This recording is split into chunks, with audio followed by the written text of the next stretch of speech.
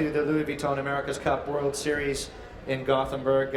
Regatta Director Ian Murray is with me here. And Ian, we had our official practice day yesterday, pretty spectacular conditions, and I understand more of the same scheduled today. Yep, today's it's going to be similar breeze strength, 15 to 20 knots. Breeze will be a little bit further left than it was yesterday, so we'll have I think a longer course in duration, but similar length of leg length. Wind conditions 15 to 20. Race time is going to be about 20 minutes, you would think? Yeah, so just up on the screen is the agenda for the competitors meeting that was held this morning at 9 o'clock. So you can see item 2 there is 10 and 11 leg courses, which is an amendment to the sailing instructions. So yesterday's course is running 16 to 17 minutes, is not long enough, and so we're trying to stretch out the course today to be, we have 2 options, this course and this course, and I think this is the one we'll be on today, which has a course at 230 degrees. So that will have 10 legs in it, that race, and we have an expected time duration of 23 minutes for the winner. Okay, thanks, Ian. Now, yesterday, Artemis Racing capsized before the racing, during training. What's the safety procedures in place for if a situation like that occurs again today? Yeah, look, there was, the boats, I think the crews are a little bit rusty and getting used to the conditions, and it was pretty gusty out there yesterday, so the boats were pretty ropey when they first went out. And, I think Ben actually had a bigger near miss than the Artemis one that turned into a hit.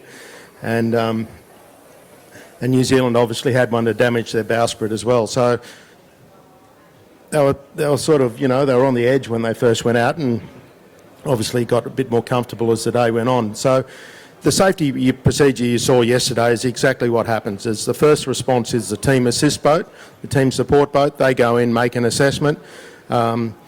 And Artemis guys did it all perfectly. They were probably in a difficult spot where they capsized. They were very close to the rocks. Nathan went straight to the bow, hooked the tender on. The medic boat went straight in there, actually picked up one of the crew, Brittle, and then they radioed in to me that they're all accounted for and they were perfectly okay. So there was no medical issue, and then they went about righting the boat. So it was immediate. They towed it for about a minute. And you can see from the video from then on they started righting the boat, which was what they call in Artemis the Loik method, where they started winding the wing down to the water, brought the boat around into the wind. You see the camber pop in the wing, and then it's like an aeroplane on takeoff, and then the boat rights itself within 15 seconds. So, I think they did it very close to textbook. Okay, and our update in terms of damage and everything, all 6 boats are good to go and ready.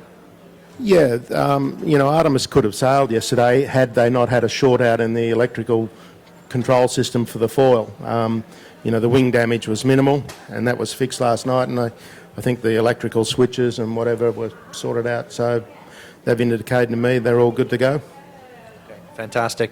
I know you've really got to run, but 1 or 2 questions for Ian. Is there anything you guys need to know? Yeah, Jack. What should we be looking for in particular with this multiple laps? Where are the places to really be paying attention for what things happening on the course? Well, yesterday, even in that amount of wind, the numbers of manoeuvres they do are critical. The interesting thing to me yesterday was, BAR sort of skimming upwind, semi-foiling, which is what we saw in the 72s. A lot of bow up attitude going in, and of course that helps the tacks and the manoeuvres. With these very short race courses, manoeuvres become a big part of the race tactics, is to get your lay lines and minimise the manoeuvres, so you don't do 3 jibes down the run, you do 2 or bits and pieces. So here we have these islands in the middle of the race course coming into play. They're a little bit out on one edge yesterday, and probably disadvantaged one side of the race course downwind. So we've moved them into the middle today and kept this tight finish. So, I think you're seeing quite a bit of passing by manoeuvres and staying up and full speed on the foil. You know, the difference between is 10 knots when they're in full swing on the foils to when they're not. And, you know, so there's all that balance of foil up, foil down, angle of attack, coordination with the wings. The quality of the jibe is important. It's a real, you know, it's a real crewing performance. Southwesterly breeze, yeah? 230. And is there any tide effect in there? No, tide's minimal here.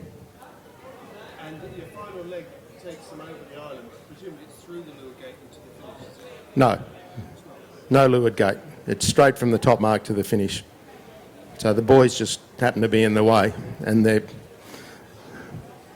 Okay. Why haven't you got the normal race to finish? There's just no room here. You know, there's rocks and stuff, and, you know, where we're bringing them in to finish, it's pretty tight. Okay, great. So racing starting at 1300 today, 1310 for race start, 1300 warning signal, and of course it'll be on television in here on the mobile app, and you'll also, if you're interested, be able to get out on the media boat or head out to the yacht club and see it in person. So thanks, Ian. Thanks for taking the time. I know you're super busy.